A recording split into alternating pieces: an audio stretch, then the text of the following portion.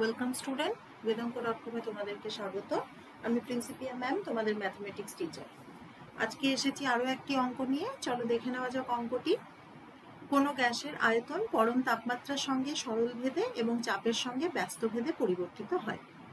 চাপের মান 15 একক এবং তাপমাত্রা 260 একক হলে আয়তন 200 একক হয়। যখন চাপ 18 একক এবং তাপমাত্রা 390 একক, তখন তার আয়তন কত হবে হিসেব করুন। তাহলে প্রথমেই যেটি আমার বলে দিয়েছে যে কোনো গ্যাসের আয়তন পরম তাপমাত্রার সঙ্গে সরল ভেদে এবং চাপের সাথে ব্যস্ত ভেদে পরিবর্তিত হয়। তাহলে আমরা ধরে নিই যে আয়তন সমান ভি, তাপমাত্রা সমান টি, আর চাপ সমান পি। তাহলে আয়তন তাপমাত্রার সাথে সরল ভেদে পরিবর্তিত হয় যখন চাপ স্থির,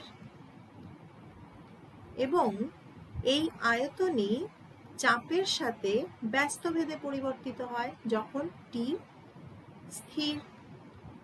তাহলে যৌগিক ভেদের সূত্র অনুসারে আমরা দেখো পাই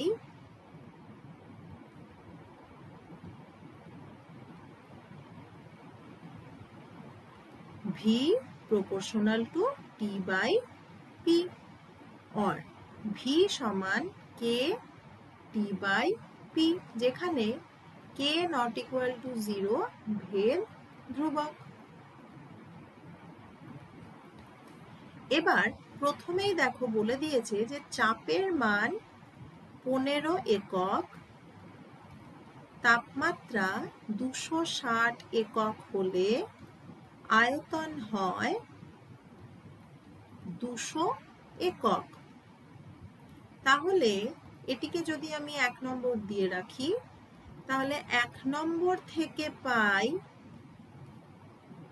200 সমান K into 260 by 15, or 200 into 15 by 260 সমান K।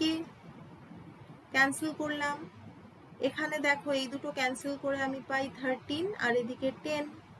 তাহলে K এর ভ্যালু পেলাম 150 বাই 13। এবার দেখো বলেছে যে যখন চাপ 18 একক, তাপমাত্রা 390 একক, তখন তার আয়তন কত।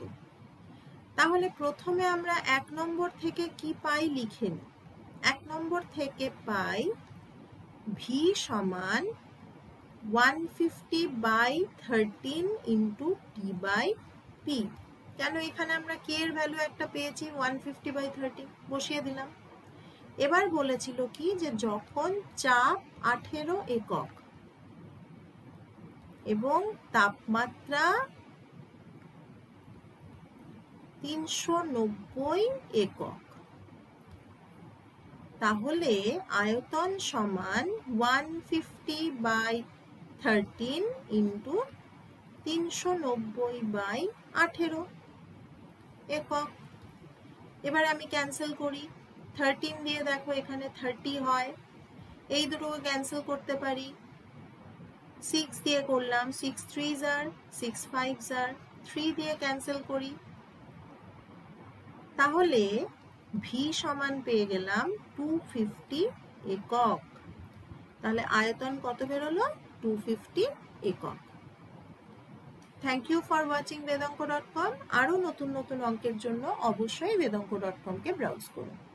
Thank you students.